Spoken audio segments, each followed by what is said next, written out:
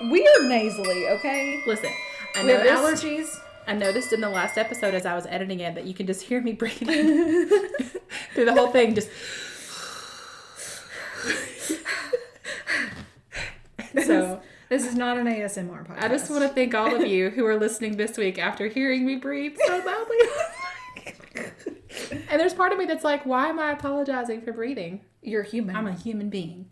And we make noises. Yeah. With our noses. Bodily functions. Let's put it on a t-shirt. Yeah. That's our first merch. Which is Magic Murder Mystery. We make noises with our noses. Every episode we're like, oh, that could be good merch. And then we never do it. But who, raise your hand, really, guys, if you would buy merch. Right now, we'll take a count. Okay, go. Ready? I choose you. Yes. Okay, great. You. Yep, we'll get 10% off.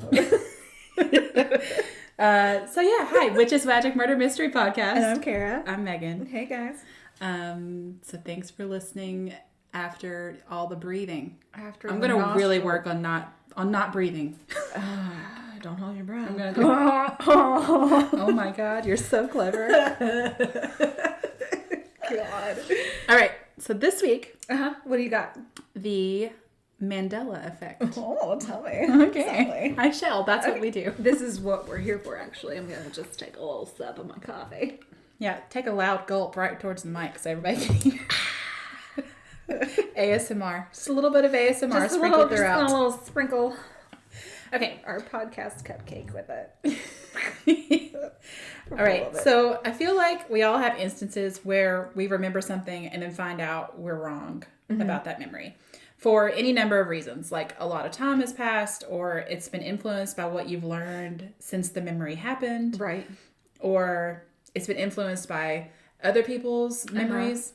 So that's all normal. And we can all kind of look at ourselves and be like, well, I understand how that happened. I understand why I misremembered that. Yeah.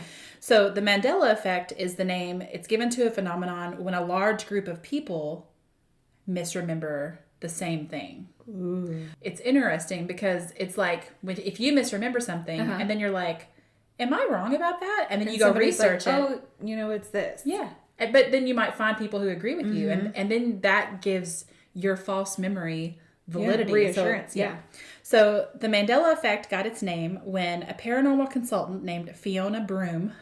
Okay. Definitely a witch, right? I love that, yes. You can't have a name like Fiona Broome. Yeah. Where are your ancestors from? She talked about her memory of the death of former South African President Nelson Mandela. Broome remembered Mandela dying in prison in the 80s, and she described news coverage of his death and even a speech from his widow. Oh. But none of it happened. Wow. Mandela was released from prison in 1990 and lived until 2013. So this could easily be chalked up to what I mentioned before, just like one person's false memory born from any number of events that somehow resulted in her misremembering it. However, as it turns out, there are a lot of other people who also vividly remember Nelson Mandela dying in prison in the 80s. Oh my gosh. They remember clips from his funeral playing on television. It's a lot. Oh. And that's why it's called the Mandela Effect. So another way to describe the Mandela Effect is collective false memories. A large group of people collectively always say a particular saying or memory a certain way, when in reality, the truth is different from the memory. Oh. Here's some examples. Yep. You can Google and find a million lists of examples of the Mandela Effect. Reddit is full of them. Oh, so Reddit. I just made a list here of the ones that I personally was like, I had this false memory. I feel like for the most part, they fall into two categories. One is easier, in my opinion, to explain because they're it's like where the real true thing was mistakenly altered and then that alteration was repeated, which reinforces the false memory. So fake news. The other, I go in that a little bit too. And then the other category is the one that I think is fascinating. And it's ones like the Mandela thing where people have these very specific, vivid memories of something that just never happened. Yeah, something emotionally has triggered it. Right. So for the second category, it's not like people just got confused or heard it wrong.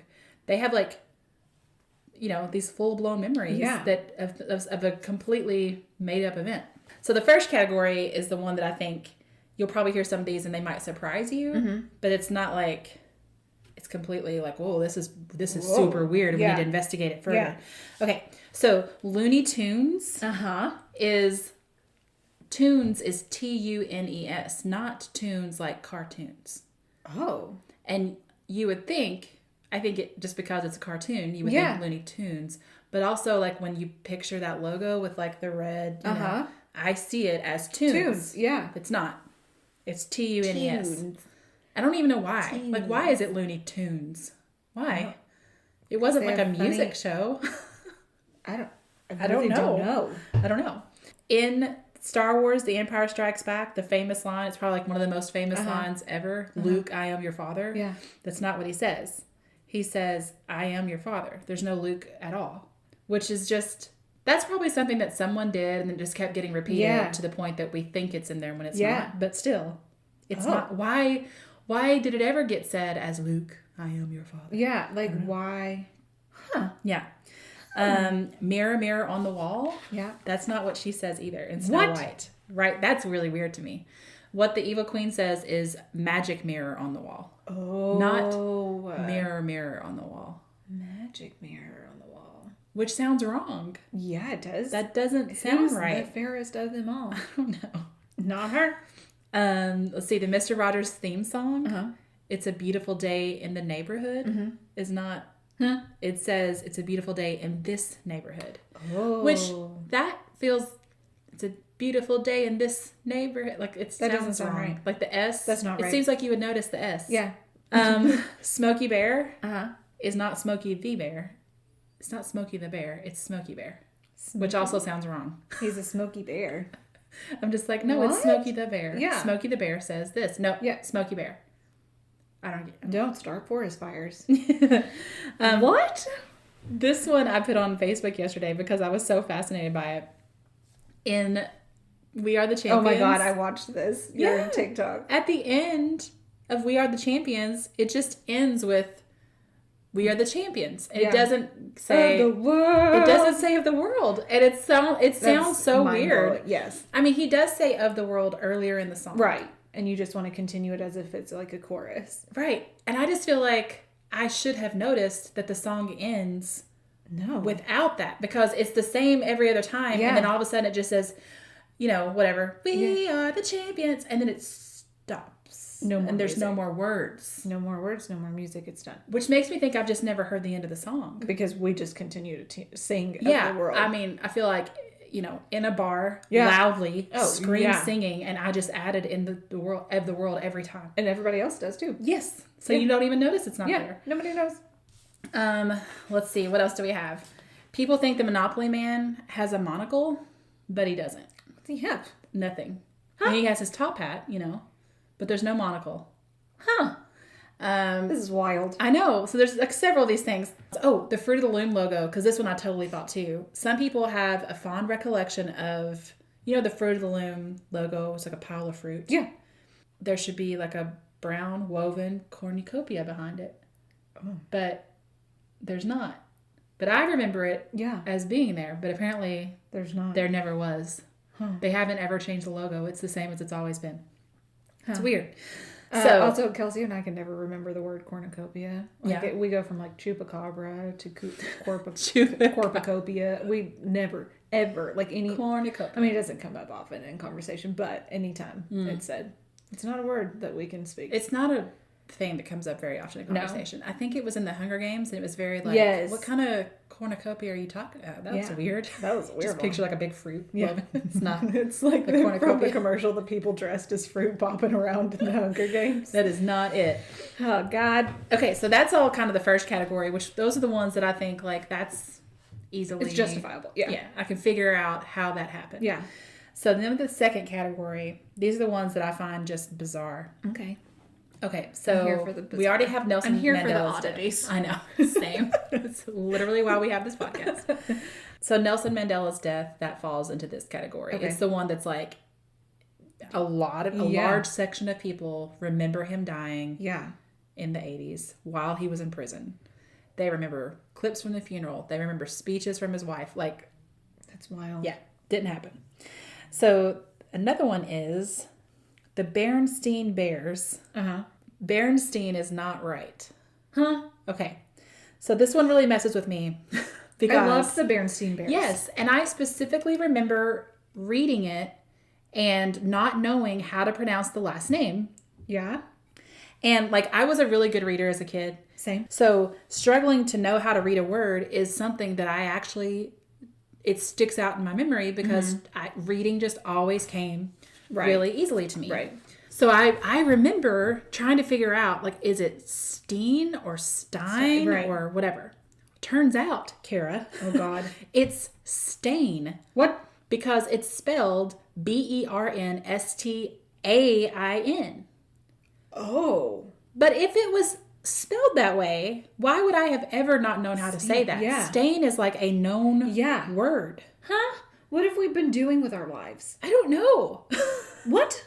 Berenstain Bears. Yeah.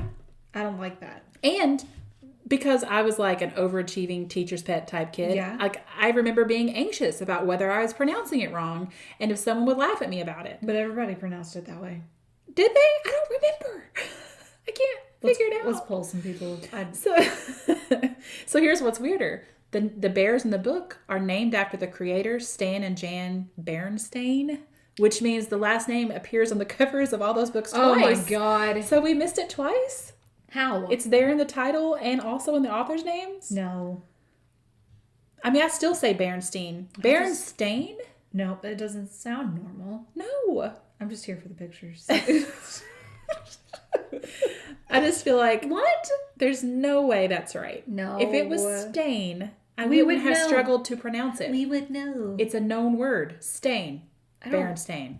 I don't approve of Why this. would there have ever been any confusion? Yeah. I don't get it. I don't like it. Okay, so here's another one. And this one could probably go in the first category, but since I'm the one who made up the categories, I get to do what I want. Yeah, you get to go. So, and for this one, I just can't believe it. Oh my God. So, in The Silence of the Lambs, Oh God. when Hannibal Lecter meets, I just feel like I breathed really loud again, and I'm just acknowledging it, okay? Sometimes I have to... In The Silence of the Lambs, when Hannibal Lecter meets Clarice Starling, he says, "Hello, Clarice." Like, you know, I can hear it. It's all weird and monotone. I can hear it. But the thing is, that's not what he says. What? He doesn't even say something close to it. What he says is, "Good morning." No. Yes. It's not even "Good morning, Clarice." It's just "Good morning." Nope. No, it's not. And so... How? But here's what's more. It's not like we're just misremembering it and he says it. And he never says that phrase in the movie. Period. Huh? It's not like, oh, he said that the first time he met her and then later he says, "Hello, Clarice." He never says, "Hello, Clarice." Never. What? I know. No. I can't. So did Like, why can I hear it? Somebody just made it up and was being all creepy, I don't know. and that's where we hear it from in his voice? I guess. Like an SNL skit or something? Maybe. I'm just like... No, he No, said, yeah. "Hello, Clarice." I could just, Yeah, like- you could see creepy Anthony Hopkins with his face, with his face. So, there's that. There's a widespread belief that an entire feature film exists starring actor and comedian Sinbad as a genie called Shazam. The movie was called Shazam. I totally remember this. I can picture him in my head. Yeah. But that it doesn't exist. That movie apparently never happened. Was it going to happen? No. So the explanation I've read it. I've I've read it and I've seen it. Is that people are remembering the movie Kazam, which was a 1996 comedy starring Shaquille O'Neal as a genie. But why do I see Sinbad? So the thing is, I remember the Shaq one too. I just thought, like, I just never would have thought there was one or the other. I just kind of thought they were both. Same. And so this is how the Mandela Effect comes up in conversation most often for me. People will be like, yeah, there are people who say that Sinbad movie was never made. And there are people who are like, yeah, you know, that Sinbad movie that absolutely exists. There's some people who think it didn't. Yeah. But I'm like, no, it really didn't. It really doesn't exist. That's wild. So, it's super weird. In my head, I feel like I see both. Like, in my head, I'm like, I've watched that before. So I wonder if part of it is like, you know how Sinbad, I think he had like gold hoop earrings, or at least one. And then the genie in Aladdin has gold hoop earrings. And part of me is like, are we putting that together in our heads somehow? Maybe. It's like a weird thing to mash up, but But then we're like seeing scenes of it. It just seems like having a comedian play a genie is not like a new thing. Universe where these things actually did Get into it, okay? Okay. Gosh. Cut that out. All right, so here's some possible explanations. I'm sorry. I jumped ahead. This is why we're the same person. I know. So one of these is, we've talked a little bit about it, is the creation of false memories, where your recollection of an event isn't accurate. It seems completely 100% real in your head. Right. But it's not. Right. Like all these emotions are triggering you to see the scene as if it happened like that. Right.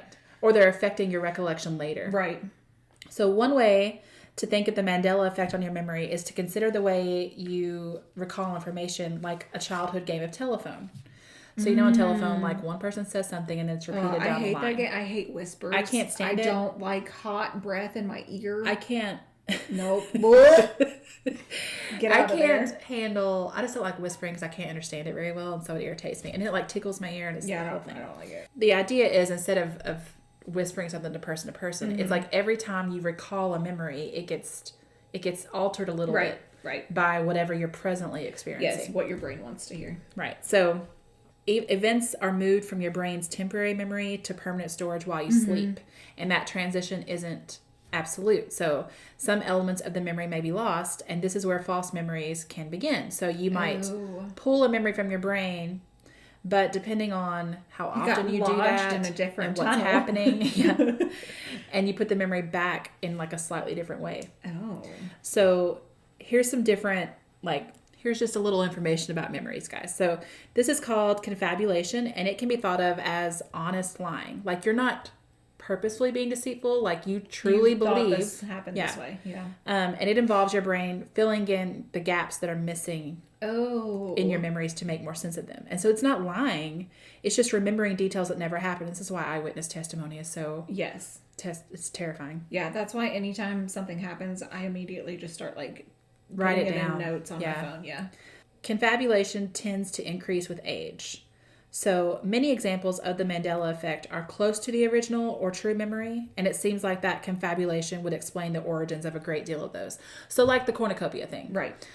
A pile of fruit with a cornucopia behind it is like, it makes sense that there'd be a cornucopia there. Right. Like the Looney Tunes thing, it makes sense that it would be tunes like cartoons instead of tunes like music. So it's that kind of detail that and loony, tune, loon, tune. Like I think the thing your brain does to work more efficiently is it doesn't keep track of every single minor detail because it's not important. Right. And later when you're putting it together, you just do what comes quickest. Post-event information. So information that you learn after an event can change your memory of an event. Oh. So this includes like subtle information. And again, it talks about why eyewitness testimony can be unreliable. Because if you saw something and then you hear about it later in the news, then it might change what you think you saw. Yeah. Priming describes factors leading up to an event that affect your perception of it. And it's like the power of suggestion. Oh. So priming is the difference between saying like, how short is he versus how tall is he? Right. Because just that minor change in word will make you think, oh, he's short or he's tall. Yeah. It's like a weird, So, and those are like leading questions that, they talk about in interrogations and stuff that you shouldn't ask. Yeah.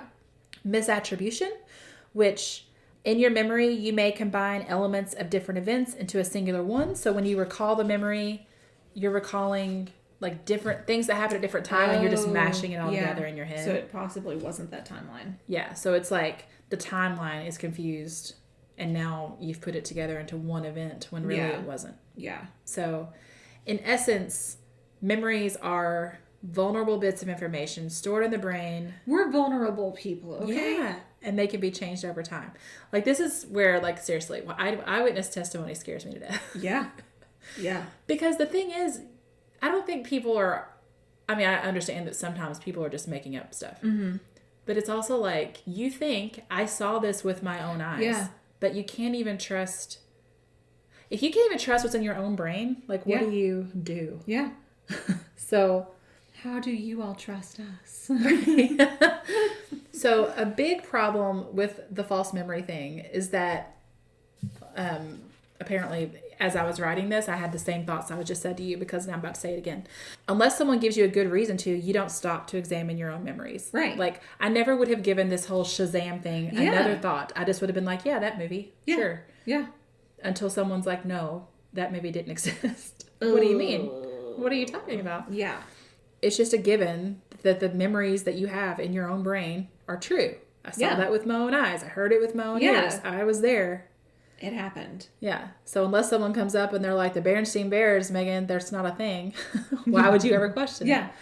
Usually the only way to know your memory is false or real is to corroborate your story with other people. Mm-hmm.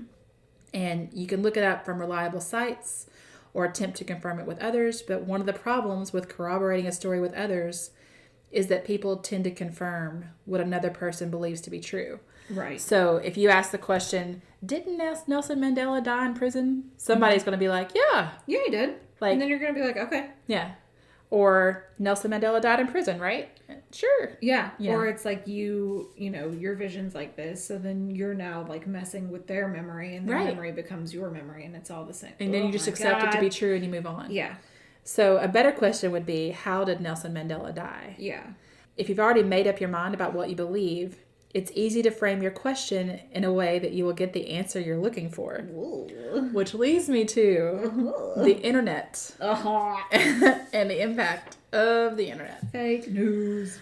So, okay, the role of the internet in influencing the memories of the masses should not be underestimated. No, yeah. It's probably no coincidence that consideration of the Mandela Effect has grown in this digital age. Right. The internet is a powerful way, as we have learned, to spread information. And with this spreading of information comes the potential for misconceptions and falsehoods to gain traction. Huh. People then begin to create communities based around these falsehoods. Oh, shit. And what was once in the imagination starts to seem factual. I didn't even intend for this to be a political statement. You know, when I chose the Mandela Effect, it's literally because I'm fascinated by it. And then I got to this and I was like, oh, hell. Oh, here we go. Climbing down this hole. So, jumping on in. Okay, I'm going to try really, really hard to not get too political. Yeah. Although, let me say, I'm not apologizing for my political beliefs. People have, at this point, given their lives because they've been told something that they so fully believe to be true that they're willing to go to very extreme measures to fight against an evil that they've been convinced exists. Yeah.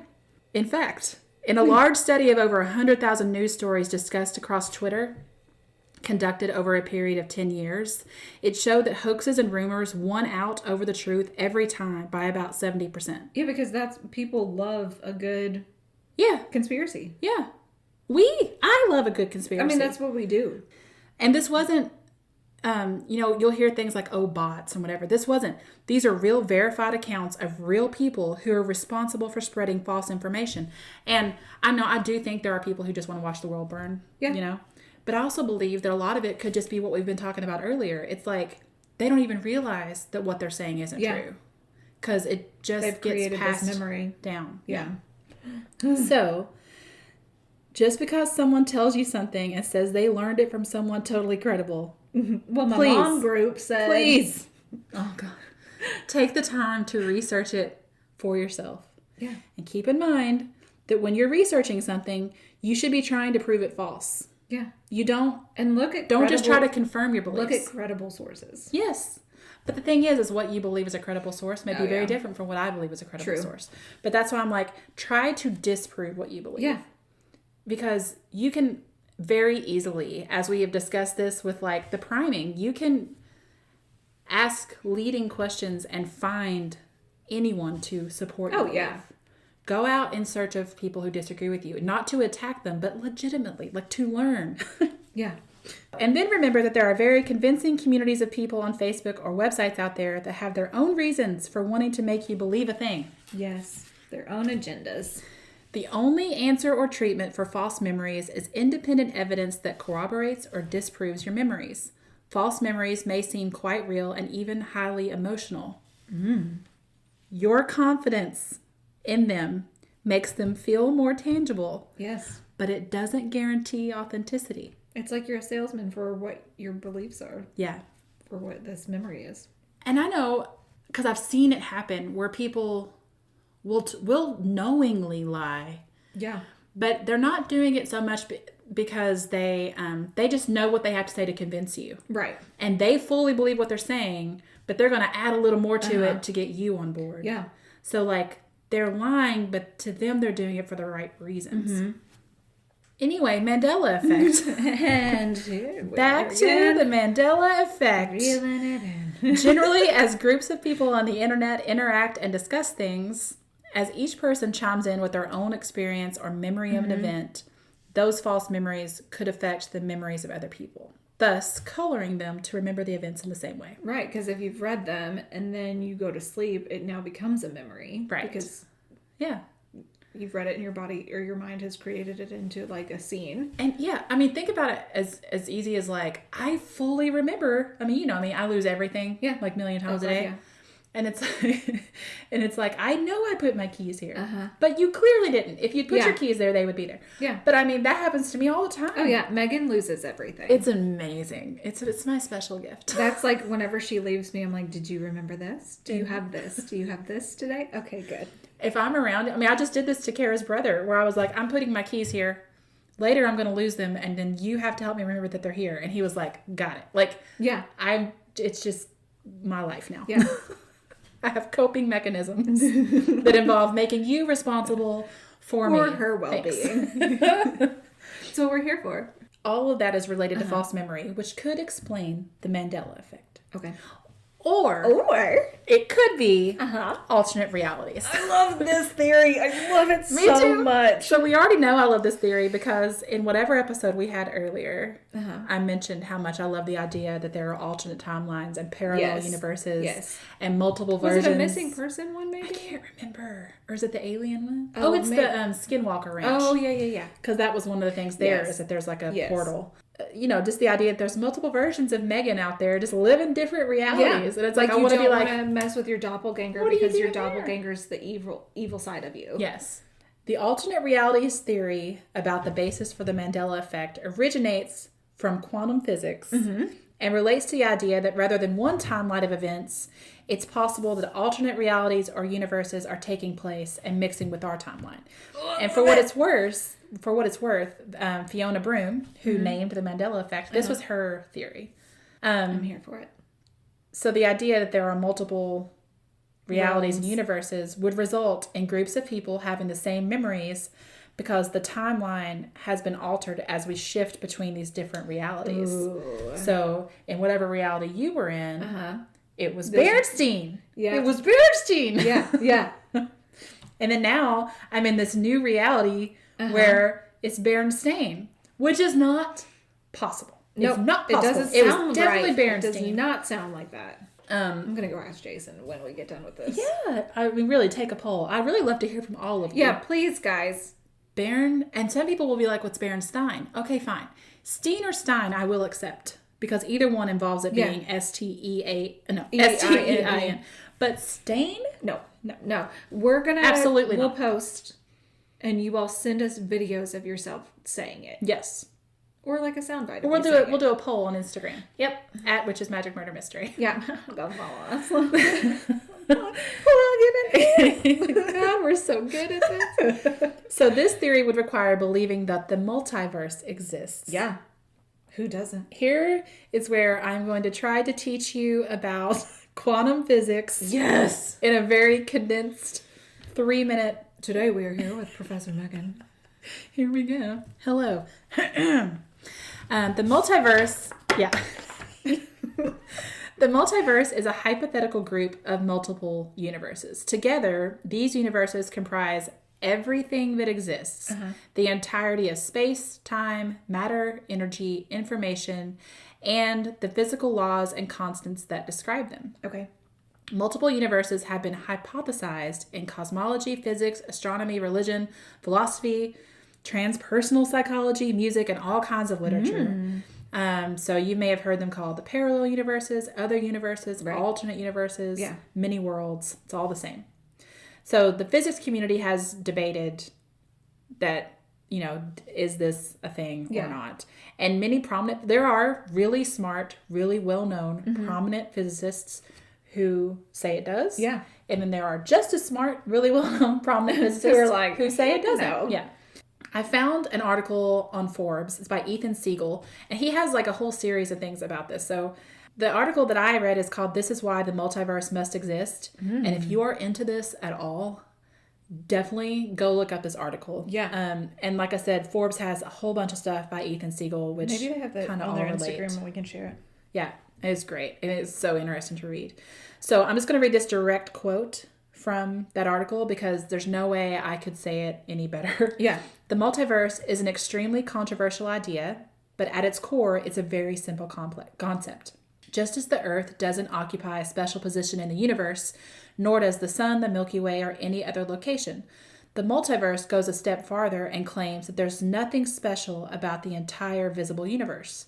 The multiverse is the idea that our universe and all that's contained within it is just one small part of a larger structure.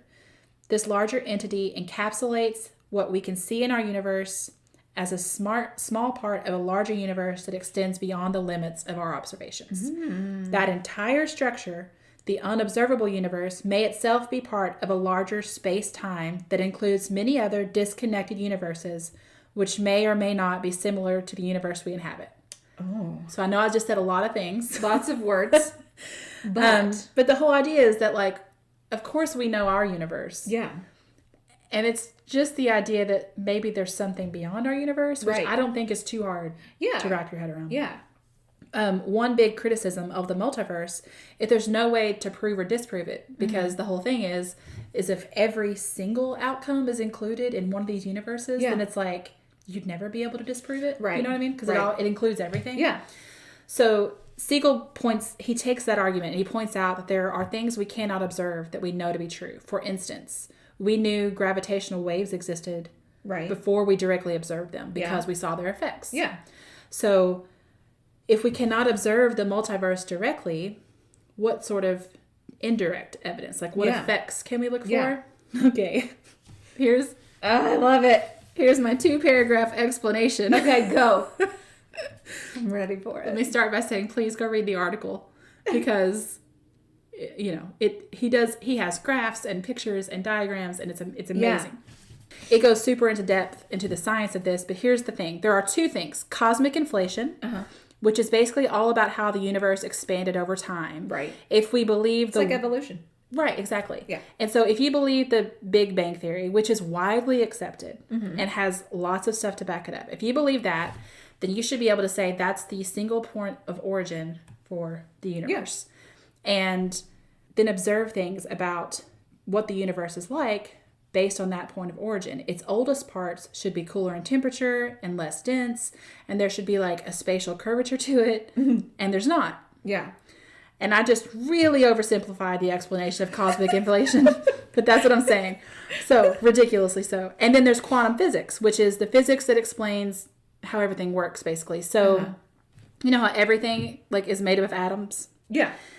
Solid, liquid, gas, plasma is made up of atoms. Yeah. Quantum physics is everything we know about the nature of atoms that make up matter and the forces with which they interact. Right. So we take everything we know about atoms and then we apply that to the universe, and all that should make sense, right? Yeah. And that's the whole thing, is that it doesn't. Right. Yeah. It doesn't make sense. It's not.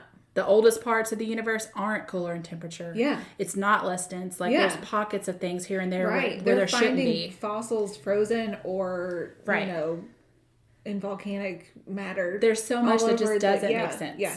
So there you go. That's my very quick, very intense science lesson for you.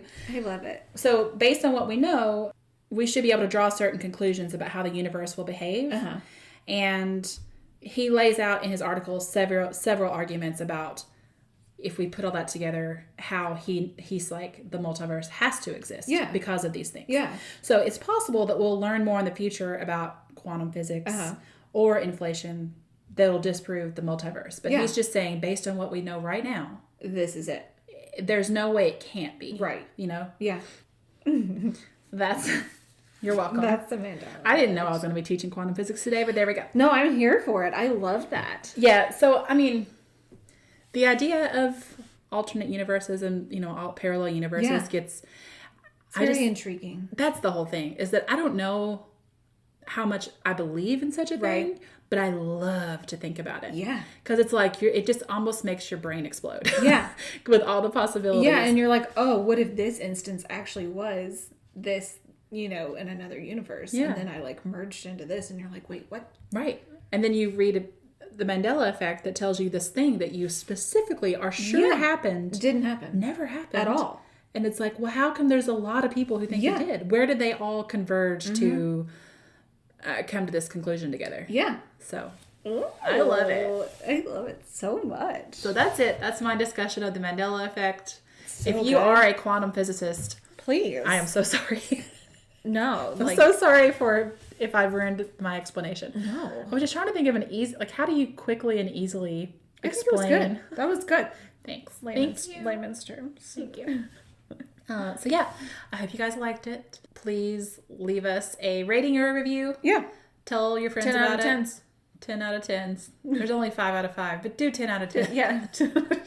Oh, God. Look us up on Witches, Magic, Murder, Mystery on Instagram. Yeah. And thanks for listening, you guys. You'll hear from us next Friday. Have a good week. Goodbye. Goodbye.